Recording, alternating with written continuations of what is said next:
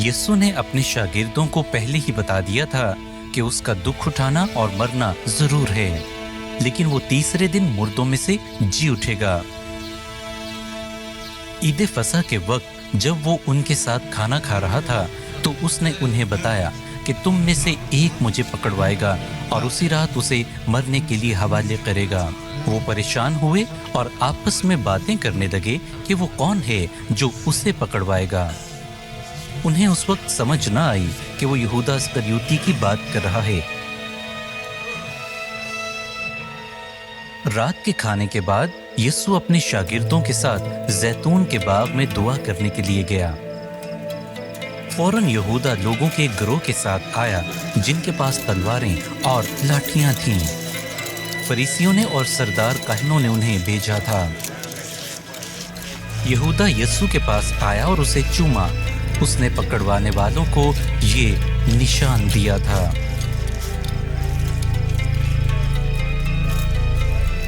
वो उसे पकड़कर मजहबी रहनुमाओं के पास ले गए। वो कोई इल्जाम तलाश करने लगे जो उस पर लगाकर उसे कत्ल के लिए हवाले करें।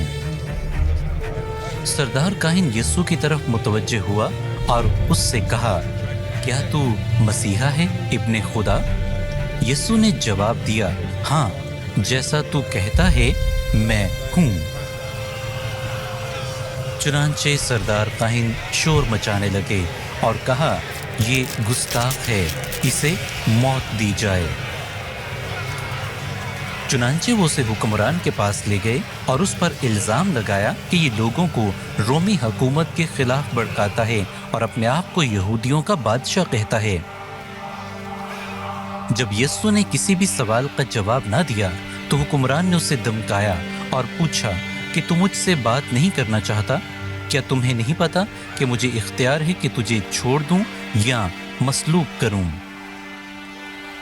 यीशु ने जवाब दिया, किसी को इख्तियार नहीं कि मेरी जिंदगी ले, मैं इसे अपनी मर्जी से दे रहा हूं।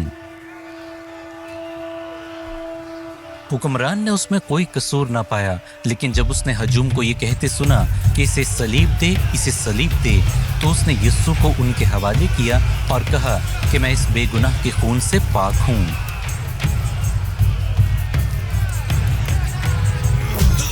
चुनांचे सिपाहियों ने उसे पकड़ा और उसे कोड़े मारे और उस पर थूका। फिर उन्होंने उस पर सलीब रखी और वो शहर से गुजरता हुआ वहां पहुंचा जहां उसे मसलूब करना था। सारा रास्ता बहुत से लोग उसके पीछे हो लिए और बहुत सी औरतें रोती और मातम करती हुई उसके पीछे आ रही थीं। जब वो वहां पहुंच गए तो उन्होंने उसको सलीब पर उसके हाथों और पांव में कीलों से जड़ा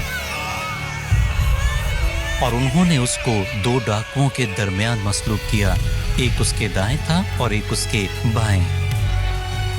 और उन्होंने तख्ता लिख कर लगाया कि यहूदियों का बादशाह।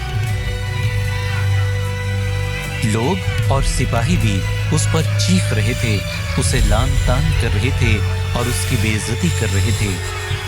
लेकिन मसीहा ने अपना सर आसमान की तरफ उठाया और कहा, ऐ बाप, इनको मुआफ कर, क्योंकि वो नहीं जानते कि क्या करते हैं। दो डाकुओं में से एक ने, जो उसके साथ मसलूब किया गया था, उसे बुरा भला कहना शुरू कर दिया और कहा, क्या तू मसीहा नहीं? तू अपने आप को भी और हमें भी बचा। लेकिन दूसरे डाकू ने उसे डांटा और कहा, क्या तू खुदा से नहीं डरता?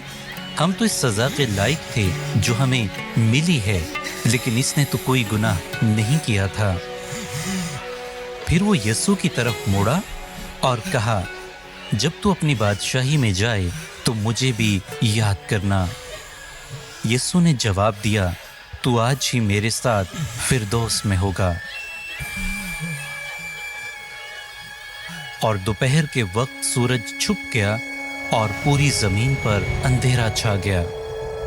यीशु ने बड़ी आवाज से पुकार कर कहा, ऐ बाप, मैं अपनी रूह तेरे हाथों में सौंपता हूं। और ये कहकर उसने जान दे दी।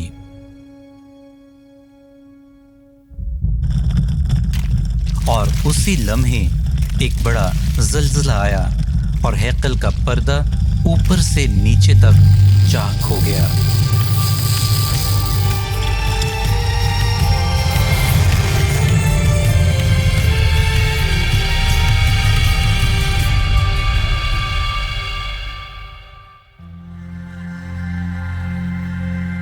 यहूदियों ने यीशु पर एक फतवा ये भी लगाया था कि उसने अपने आप को इब्ने खुदा कहा है। उन्होंने ये जिस्मानी लिहाज से समझा था। क्या उनका ये समझना ठीक था?